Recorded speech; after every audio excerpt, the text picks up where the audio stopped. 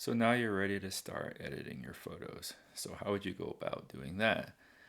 So first of all, let's select a photo to edit. Let's select this one and we'll go to the Develop tab now. And you can see this brought up totally a different menu system. So let's walk through the different sets of this menu first. So you see preview up in the top left corner. You also have a few menus down the left side. You have presets, snapshots. We won't really talk about that. It's a more advanced feature. You have the history tab. This is a list of all of the edits that you've done recently.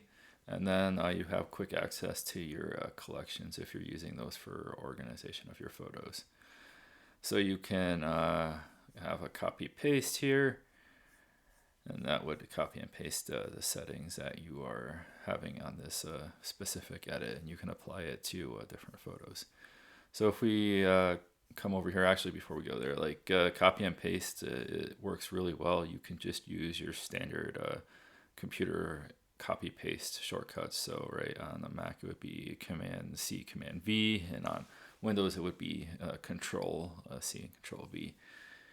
So if we come over to the right side of the menu system here, we have the histogram. So I use the histogram extensively to be able to see if parts of my photo are over or underexposed, or if the photo is completely blown out or completely underexposed. And then you have up here the basic editing tab. So this covers all of the different types of edits you could want. You can change the lighting and the colors. You can change the curve. We'll talk about that later. Different ways to grade your colors. You can try to remove some noise from your image. You can do correction with your lens. If your lens has a lot of vignetting, for example, like this is a great way to correct that. It can remove some chromatic aberrations as well. And then other transformations, which we can go into in more detail. But yeah, there is this one, and then one other, the crop tab here. There's also the masking, red eye, or this is the healing, masking, or red eye and masking. So those are the three or five tabs that you have here for editing. So if you get really upset with your edit and you just want to start over, you just hit reset, and that'll reset all of your settings back to the original unedited photo. Came out of your camera, basically. So one other section we should talk about is on the bottom of the screen here, right? There is again features for viewing your photos, so you can quickly just look at the standard view of one photo at a time, and then if you hover down to the bottom, you can have this either fixed or not. This is the loop menu at the bottom here, and so that just basically has a reel, so to speak, of all of your photos in the current directory, folder, whatever, collection, whatever you're looking at. And so you can select different ones if you want to move around.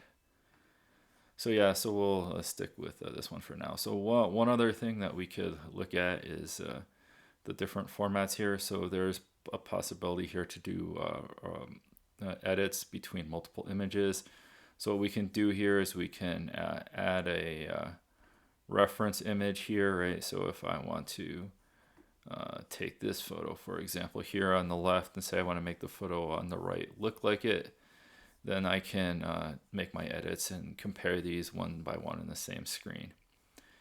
So if I want to compare the photo to itself, actually, so I want to say, oh, I see the photo before I made any changes and after I made a change, right? I can immediately do that just by selecting the before after here. So in this one, I think we'd want to do a top bottom before after right here like this, so that you can see the full image pretty clearly. And then if I make a pretty drastic change to the color temperature, right, you can clearly see that the image is much more blue and the other one is much more warm orange reddish. So basically, yeah, those are a few different ways you can view your photos. There's one other box here called soft proofing. That's used for trying to determine what your photo would look like when it was printed out. So yeah, we won't cover that one here. So yeah, just a quick overview of the develop screen.